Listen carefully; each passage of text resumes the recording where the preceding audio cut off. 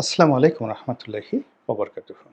সম্মানিত দর্শক, বিএনপির মহাসচিব মির্জা ফখরুল ইসলাম আলমগীর লন্ডন গিয়েছেন জনাব তারেক রহমান সাহেবের সঙ্গে দেখা করার জন্য, বৈঠক করার জন্য, এবং তিনি সেখানে 10 থেকে 12 দিন থাকবেন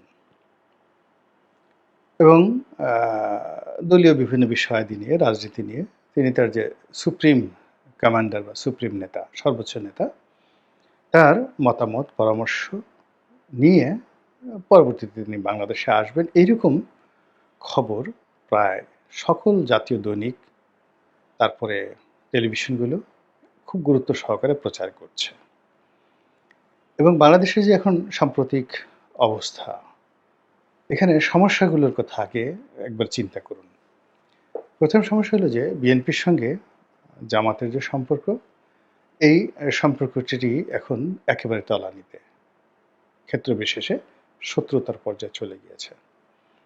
দ্বিতীয়ত, ক্যাম্পাসগুলোতে মানে বিএনপির যে মূল শক্তি বলা হয় ছাত্রদলকে, তো দীর্ঘদিন ধরে ক্যাম্পাসগুলোতে তারা ঢুকতে পারছিল না। কোথাও সাধারণ ছাত্ররা, কোথাও শিবিরের নেতাকর্মীরা সেখানে তারা তাদের অবস্থান বহাল রেখেছিল।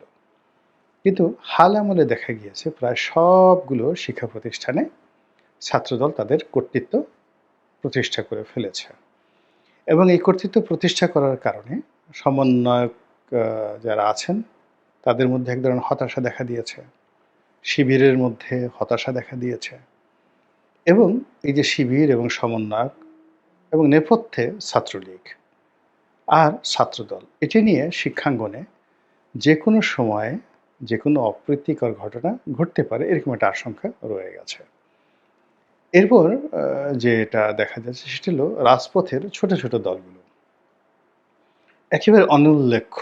যেমন দেখা গেল আওয়ামী লীগের 14 দল, বিএনপির 19 দল বা 20 দল। তো এরকম 20 দলের মধ্যে, 19 দলের মধ্যে সব মিলিয়ে যদি আপনি বাংলাদেশে 50 থেকে 60টি দলের নাম বলেন আপনি, যারা জোট করেছে, এর সাথে সাথে তো প্রায় 100টার মতো দল ছিল। তা আপনি কয়জনকে চেনেন? আপনি ধরুন বিএনপি, আওয়ামী লীগ, জামাত, জাতীয় পার্টি, সিপিবি, বাসদ, জাসদ, গণ অধিকার পরিষদ, ওয়ার্কার্স পার্টি, এরকম কতগুলো, সর্বোচ্চ 15টি দলের নাম আপনি বলতে পারবেন। আর বাকিগুলো হলো সেই এমন দল, সেই দলের নেতাদেরকে আমরা চিনি না, আর দলের নামও আমরা পত্রপত্রিকা আসলে ওইভাবে পড়ি না। কিন্তু এই সময়টিতে দেখা গেল এরকম ছোট ছোট দলগুলোকে নিয়ে বহু পক্ষ খেলছে। মানে যারা কিংস পার্টি করতে চাচ্ছে তারাও এরকম ছোট ছোট দল তৈরি করছে, এদেরকে টানাটানি করছে। ফলে এই সকল দলের নেতাদের চেহারায় যাকে বলে একটা লালিত্য দেখা যাচ্ছে। অনেকের পাঞ্জাবি বড় হয়ে যাচ্ছে, পাজামা ঢোলা হয়ে যাচ্ছে, অনেকে নতুন গাড়ি কিনে ফেলেছে। মানে একটা হৈ হৈ রই রই রমরমে একটা অবস্থা এই রাজনৈতিক অঙ্গনে চলছে। তো একই সঙ্গে কিংস পার্টি ছাড়াও বিএনপি বলেন, জাতীয় পার্টি, জামাত, তারাও কিন্তু এই সমস্ত ছোট ছোট দলকে নিজেদের দিকে টানছে। অনেক বড় বড় জাতীয় নেতা এই সমস্ত খুচরা পার্টিকে তাদের বাসায় দাওয়াত করে পোলাও, কুরমা, কালিয়া কোপ্তা খাওয়ানোর পাশাপাশি আবার হাতে কিছু টাকাও গুঁজে দিচ্ছেন। তো আবার সেই বিএনপির মতো একটা বড় দল, তাদেরকেও দেখা যাচ্ছে এরকম অনেক খুচরা পার্টির সঙ্গে দেন দরবার করতে হচ্ছে পরিস্থিতির কারণে। এবং এই কাজগুলো কখনো কখনো আমরা দলের শীর্ষ অনেক নেতাকে দেখি, আবার মাঝে মধ্যে শুনি যে স্বয়ং তারেক রহমান সাহেব এই সমস্ত যারা ছোট ছোট দল, অনেকের সাথে কথা বলেন। বিশেষ করে যখন দেখা গেল যে এই নির্বাচনের মানে এই যে বিপ্লব, সেই বিপ্লবের মাস্টার মাইন্ডকে, এগুলো নিয়ে যখন তর্ক বিতর্ক হলো, তখন রাজপথের অনেক কর্মী, যারা রাজপথে পরিচিত কিন্তু রাজনৈতিকভাবে অতটা উল্লেখ নয়, এরা নিজেরা নিজেরা মারামারি করে। তারপর একেবারে বলতে গেলেই অনুল্লেখ্য ছাত্রনেতা বা ছাত্রকর্মী যাই বলেন না কেন, মানে এই রাজনীতি একটা ক্লাসের মধ্যে পড়ে না। আপনি মন্ত্রী বলেন, এমপি বলেন, পলিটিশিয়ান বলেন, এগুলো হয় না। এদের দেখলেই কেমন যেন লাগে। তো তো এদের কেউ কেউ বলল যে তার সঙ্গে তারেক রহমান সাহেবের সরাসরি কথা হয়েছে, তারেক রহমান সাহেব তাকে নির্দেশ দিয়েছেন, তারেক রহমান সাহেব এই কাজ করেছেন, এই তার কথা মতো আমরা এটা করেছি ওটা করেছি। তো এই জিনিসগুলো না বিএনপির মতো একটা বড় দলকে না অনেক ছোট করে ফেলে, অনেক ছোট করে ফেলে। এবং বিএনপির যে মূল যে শক্তি, ছাত্রদল, যুবদল বা বিএনপির অনেক ওয়ার্ড পর্যায়ের নেতা আছে। তো ওয়ার্ড পর্যায়ের বিএনপির নেতা বা যুবদলের নেতা, ছাত্রদলের নেতা, যাদের সামনে অনেকে বসতে পারেন না, তো যারা বসতে পারেন না, কথা বলতে পারেন না, তারা এসে যদি বলেন যে আমি অমুকের সাথে কথা বলেছি, অমুকের সাথে কথা বলেছি, তারপর এটা ওটা ওটা, এই জিনিসগুলো বিএনপির মধ্যে ইতিমধ্যে গত ১০০ দিনে অনেক বিশৃঙ্খলা তৈরি করে ফেলেছে। এরপরে আরেকটি সমস্যা, সেটি হলো বিএনপির একজন নেতা সালাউদ্দিন আহমেদ, শিক্ষিত, মার্জিত, বেশ জনপ্রিয় তার এলাকাতে, এবং তিনি বিখ্যাত হয়েছেন এই কারণে যে তাকে শেখ হাসিনার জমানাতে তাকে গুম করার চেষ্টা করা হচ্ছিল এবং তাকে পুশ আউট করা হয়েছে, অর্থাৎ বাংলাদেশ থেকে জোরপূর্বক তাকে ভারতের মানে শিলংয়ে পাঠিয়ে দেওয়া হয়েছে, এবং তিনি দীর্ঘদিন ভারতে নির্বাসিত ছিলেন এবং সেখান থেকে বাংলাদেশে এসেছেন। তো তিনি জনাব তারেক রহমান সাহেবের খুবই প্রিয়, এবং তিনি এই দলটির মহাসচিব হচ্ছেন বা তিনি ডিফ্যাক্টো মহাসচিব, এরকম একটি কথাবার্তা বিএনপির মধ্যে দীর্ঘদিন ধরে আলোচনা হচ্ছে। আবার অন্যদিকে মির্জা ফখরুল ইসলাম আলমগীর, আমি জানি যে প্রায় ৪-৫ বছর ধরেই তিনি মানসিকভাবে ঠিক এই মহাসচিবের পদে থাকা, কন্টিনিউ করা, এই জিনিসগুলো তিনি মেনে নিতে পারছেন না। তিনি অনেকবার একান্ত আপনজনদের কাছে বলেছেন, আমি আর পারছি না, আমি ছেড়ে দেব, আপনারা আসেন, আপনারা নেন, ইত্যাদি বিভিন্ন কথাবার্তা তিনি বলেছেন। আর তার শরীরও অত ভালো না। আর ইদানিংকালে যেটি হচ্ছে, তার যে কিছু ভদ্রসিত কথাবার্তা, তিনি সবসময় ভদ্র কথাবার্তা বলে আসছেন। তিনি ইচ্ছে করলেই অনেকের মতো গালাগাল দিতে পারেন না, রুক্ষ হতে পারেন না, রূঢ় হতে পারেন না। আর বয়সের কারণে দেখা যাচ্ছে যে নেতাকর্মীদের সাথে মাঝে মধ্যে রাগ হন। এই কিছু কিছু ভিডিও ফুটেজ আওয়ামী লীগের লোকজন ভাইরাল করে ফেলেছে, কিন্তু in general he is a gentleman. তারপরে তার যে পোলাইটনেস, তার যে পারিবারিক ট্র্যাডিশন, যেমন দেখা গেল যে তিনি নিজে মন্ত্রী ছিলেন, এমপি ছিলেন, তার বাবা এমপি ছিলেন, তিনি পৌরসভার মেয়র ছিলেন, তার বাবাও ছিলেন, তার বোন ভগ্নিপতিরা সবাই শিক্ষিত। তার বোনের হাজব্যান্ড জেনারেল মাহবুবুর রহমান, যিনি সেনাবাহিনীর প্রধান ছিলেন, বিএনপির নেতা ছিলেন, এমপি ছিলেন। তো একটা ঐতিহ্যবাহী পরিবার। তো সেই পরিবার তো বেসিক্যালি অন্য যারা রাস্তার লোকজন আছেন তাদের মতো অশ্লীল শব্দ তারা ব্যবহার করতে পারবে না, গালাগাল দিতে পারবে না। কিন্তু এখন আমাদের দেশের যে অবস্থা হয়ে গেছে যে আপনাকে যদি নেতা হতে হয় তাহলে আপনাকে সেফায়েতুল্লাহ সেফুদার মতো গালাগাল করতে হবে। আপনাকে যদি আকর্ষণ তৈরি করতে হয় তাহলে আপনাকে পিনাকির মতো আঙ্গুল উঁচিয়ে বিভিন্ন জায়গাতে সেই আঙ্গুল ঢুকিয়ে দেওয়ার জন্য আঙ্গুল একবার সোজা করতে হবে, বাঁকা করতে হবে, খোঁচা দিতে হবে। এরকম অনেক আশা করে যে মির্জা ফখরুল সাহেবও আওয়ামী লীগকে ওইভাবে গালাগালি করবেন, শেখ হাসিনাকে নিয়ে ওইভাবে কথাবার্তা বলবেন, বঙ্গবন্ধুকে নিয়ে ওইভাবে কথাবার্তা বলবেন, যেটা তিনি বলতে পারছেন না। অথবা তিনি প্রথম আলোর বিরুদ্ধে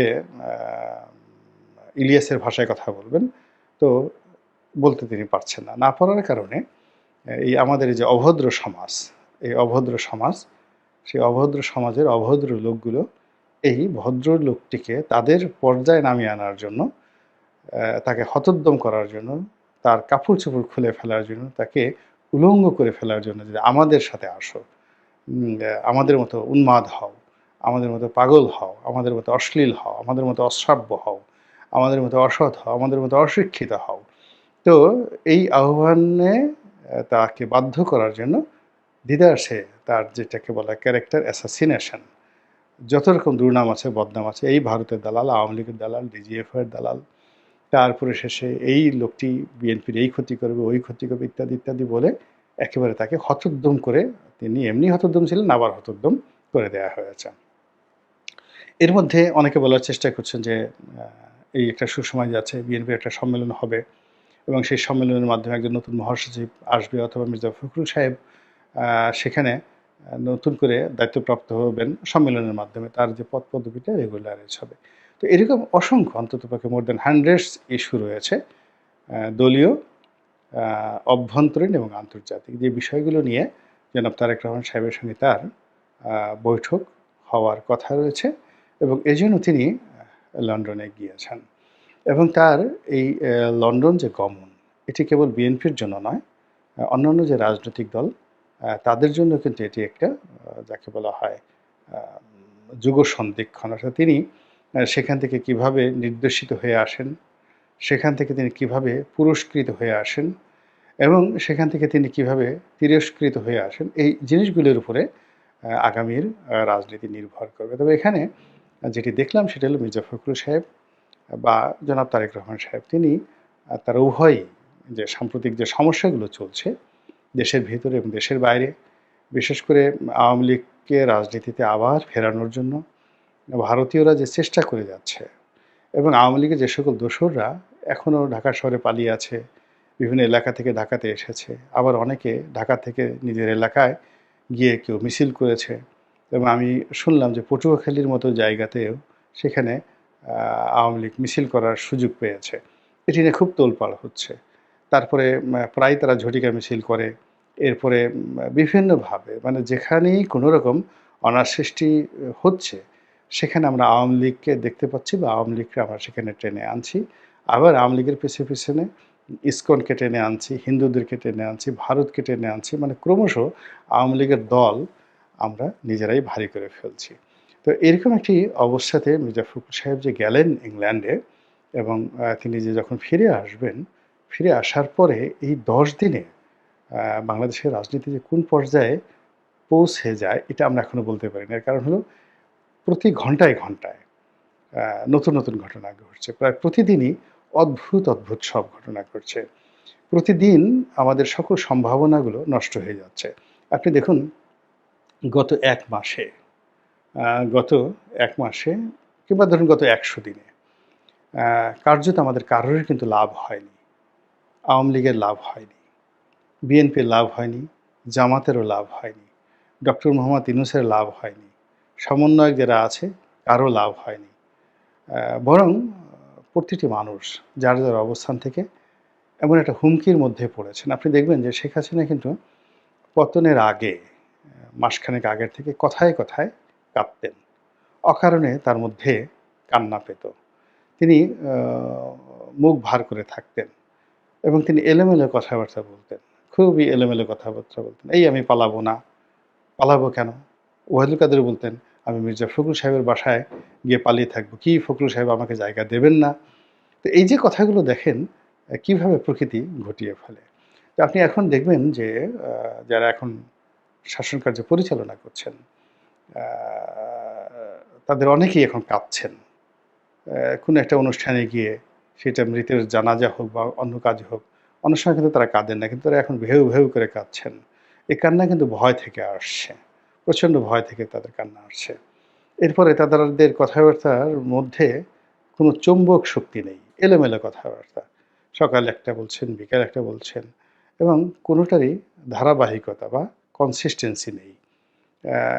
এই বলছেন এটা করব, সংস্কার করব, এই বলছেন যে না আজকে ইলেকশন দিয়ে দেবো তারা যদি চায়, এই বলছেন আমার কথা মতো সব কিছু হবে, উপদেষ্টার কথা মতো কোনো কিছু হবে না, আবার এই বলছেন যে রাজনৈতিক দলগুলো স্টেক হোল্ডার তারা যা বলবে তাই হবে, আমরা কে, আমরা আসছি, আমরা চলে যাব।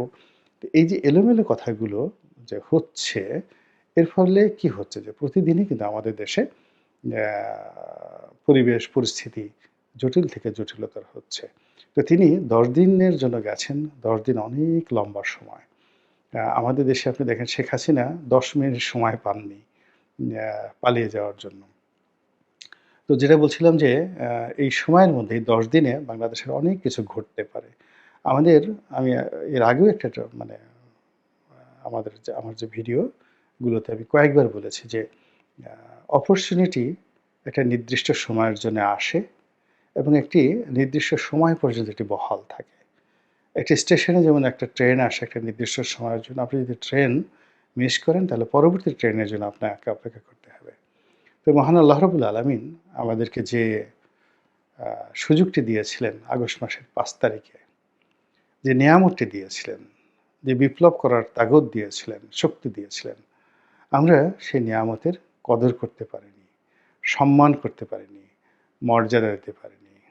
আমরা এই আওয়ামী লীগের আবর্জনা, আবর্জনা বলতে মল, মূত্র, পায়খানা, রক্ত আবর্জনা। সেগুলো কি? তাদের ঘুষ, দুর্নীতি, পদ, পদবি, দলবাজি যা কিছু তারা করেছিল, এগুলো তো আওয়ামী লীগের আবর্জনা। তো সেই আবর্জনাগুলো মাথায় নেওয়ার জন্য, গায়ে মাখার জন্য, সেই আবর্জনাগুলো খাওয়ার জন্য, সে আবর্জনার মধ্যে বসার জন্য আমরা দৌড়াদৌড়ি করেছি এবং আমরা প্রতিযোগিতা করেছি। প্রতিযোগিতা করার পর আমরা এখনো পর্যন্ত কি দেখেছি বলতে পারি না। তবে সাধারণ মানুষ যেটি দেখেছে যে আগে যারা ছিল তারা ১৫ বছরে যে কুকর্মগুলো করেছে, এই ১৫ দিনের মধ্যে অনেকগুলো লোক তাদের চেয়ে তো বেশি কুকর্ম করে ফেলল। তো তারা এত দ্রুত এই কুকর্মগুলো করল, আগামীতে যদি তারা ১৫ বছর সময় পায়, তাহলে তো আমাদের পিঠের চামড়া থাকবে না। তাহলে মানুষ কি করছে? তাদেরকে আর বিশ্বাস করতে পারছে না। এর ফলে কি হলো যে অনেকের দেখবেন আমাদের বড়, বড় নেতা যারা আছে, তারা তো এই জিনিসগুলো বুঝতে পারেন। বুঝতে পারার কারণে তারা এখন এলোমেলো কথাবার্তা বলছেন। সবাই এলোমেলো কথাবার্তা বলছেন এবং তাদের সেই এলোমেলো কথাবার্তার কারণেই সবকিছু এলোমেলো হয়ে যাচ্ছে। তো বিএনপির জন্য সুযোগ ছিল, জামাতের জন্য ছিল, আরও অনেকের জন্য ছিল। ডক্টর মোহাম্মদ ইউনূসের জন্য ছিল। কিন্তু এখন এমন একটা জায়গাতে আমরা এসে দাঁড়িয়েছি। এখান থেকে সম্ভাবনার পথে এগুনো বা এই বর্তমান পরিস্থিতিটিকে ইতিবাচক পরিস্থিতিতে রূপান্তরিত করা, মানুষের মনে আশা জাগানো এবং যে বর্জ্য, আওয়ামী বর্জ্যে আমাদের শরীর আমরা কলঙ্কিত করেছি, মনকে কলঙ্কিত করেছি, লিপ্সাকে কলঙ্কিত করেছি, জিহ্বাকে কলঙ্কিত করেছি, সেখানে পুত পবিত্রতা আনাটা অসম্ভব ব্যাপার। তাহলে কি হবে? শেখ হাসিনার যা হয়েছে তাই হবে। অর্থাৎ শেখ হাসিনা এবং আওয়ামী লীগের লোকজন এই কুকর্ম করতে, করতে এমন একটা জায়গাতে ছিলেন যে তাদের তওবা করার আর কোনো সুযোগ ছিল না। ফিরে আসার কোনো সুযোগ ছিল না। তাদেরকে পরিণতি ভোগ করতে হয়েছে। আওয়ামী লীগের ১৫ বছরের যে কুকর্ম, সেই কুকর্মের যে সাগর, সেই সাগর যারা ১৫ দিনের মধ্যে শুকিয়ে ফেলেছেন, তছনছ করে ফেলেছেন, সাগর চুরি করে ফেলেছেন, তাদেরকেও কিন্তু পরিণতি ভোগ করতে হবে আগে। আল্লাহ আমাদের সবাইকে হেদায়েত দান করুন এবং হেফাজত করুন। আসসালামু আলাইকুম ওয়া রাহমাতুল্লাহি ওয়া বারাকাতুহু।